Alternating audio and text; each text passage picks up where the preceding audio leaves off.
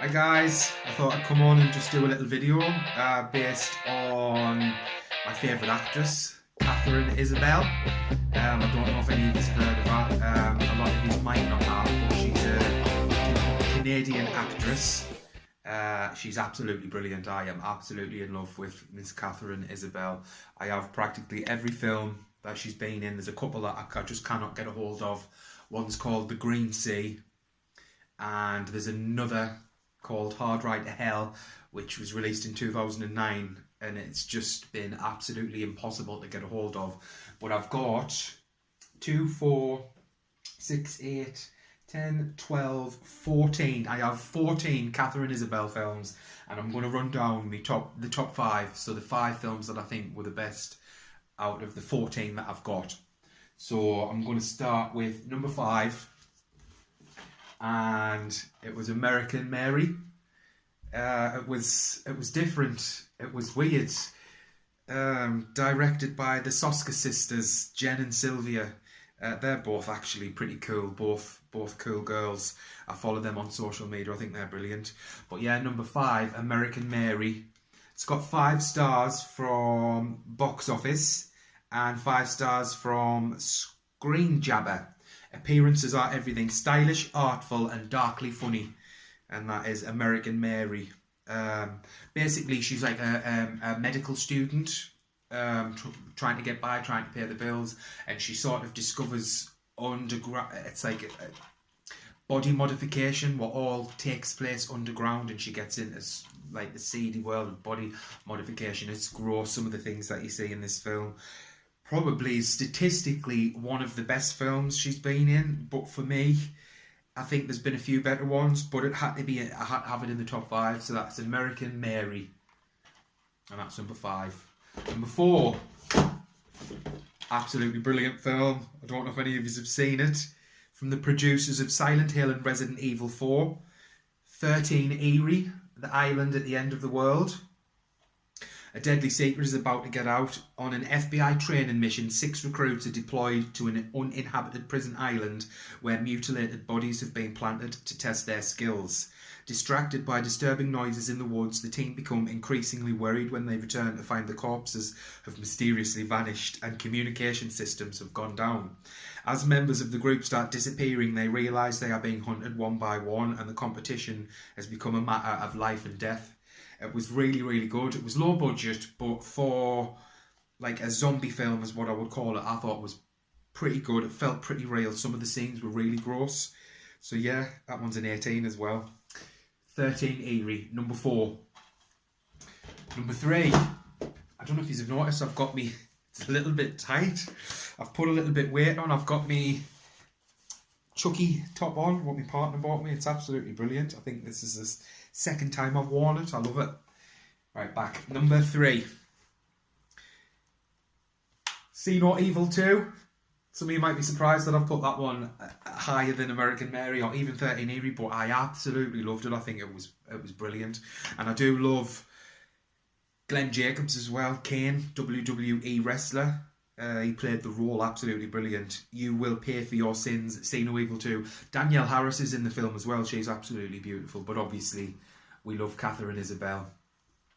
The read-up on the back of this one says, Jacob Goodnight returns to bring his own unique brand of judgment and punishment to a group of unwitting victims. City morgue technician Amy, played by Danielle Harris, is getting ready to go out for an evening of birthday partying with her friends when the one-eyed corpse of psychotic killer Jacob Goodnight is brought in.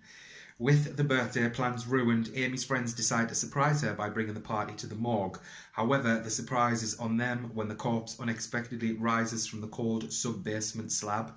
Their wild party quickly turns into a terrifying slayfest as the sadistic mass murderer resumes his savage rampage. It was, it was absolutely brilliant. 10 stars all the way for that one. I loved it. Had to have it in the collection. The first one was not bad, but obviously Catherine's in number 2, which is obviously the reason I've purchased it. Moving on. I was so tempted to put this one at the top because I absolutely love it. It stands out. It's absolutely brilliant. This one was released in 2013. Altitude Pictures. Katharine Isabelle, Robin Dunn, Welcome to the Family, Torment. I don't know if you can see, the cover's brilliant. Oh, it was creepy. It says on the back, a creepy, intense fright ride. It was absolutely brilliant. I'll have to get a couple of clips and get them on my YouTube. My favourite scenes from the film, so you can have a little look. Newlyweds, Corey and Sarah Morgan take Corey's 7-year-old son Liam up to the country for some much-needed family time.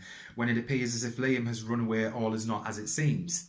Psychological suspense becomes straight-out horror as Sarah and Corey must now confront a sadistic, cult-like family who have been hiding in the house, in the cupboards, all along. It will lead them to a terrifying discovery. Oh, it was tense, it was brutal, it'll have you on the edge of your seat. It's 11 out of 10, if I could. Absolutely brilliant. One of my favourites. So that was number 2. So number 1, I'm sure you've all guessed anyway. This one had to be number 1. This is the one that started it all for me. I think, if I have a look, what year was it released? 2000 it was released, so I was only 15 when this film was released, and I think I remember seeing it for the first time on BBC Two, maybe late at night, gone midnight. I think I'd have still been awake when I shouldn't have been at that age. School night probably. But yeah, and it came on, and it was just, I just absorbed every minute of that film. I absolutely loved it. Every other word in the film was F this, F that, but it worked.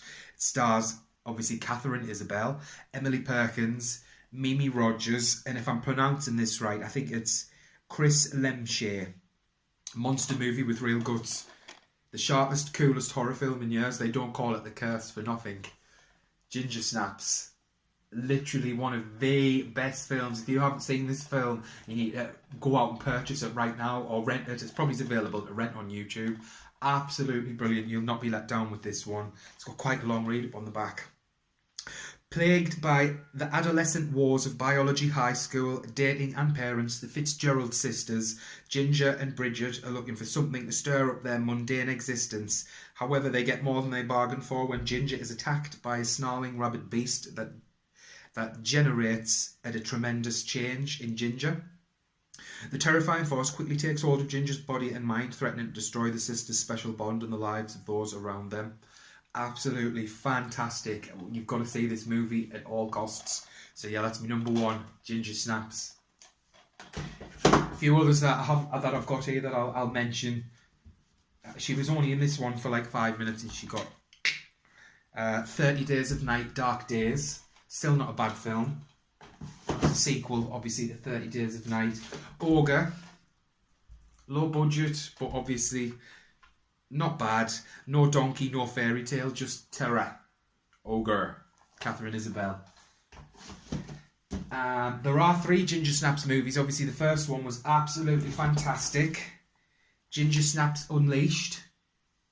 Absolutely brilliant as well. That's the follow-up to Ginger Snaps. It was fantastic.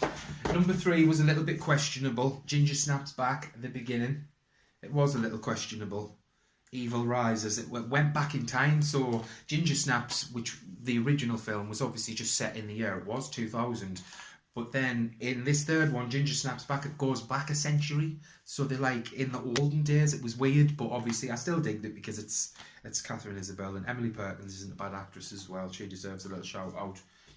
So that was that one. I think I've got a couple. Oh, yeah, this one was brilliant. She gets killed halfway through, fuming.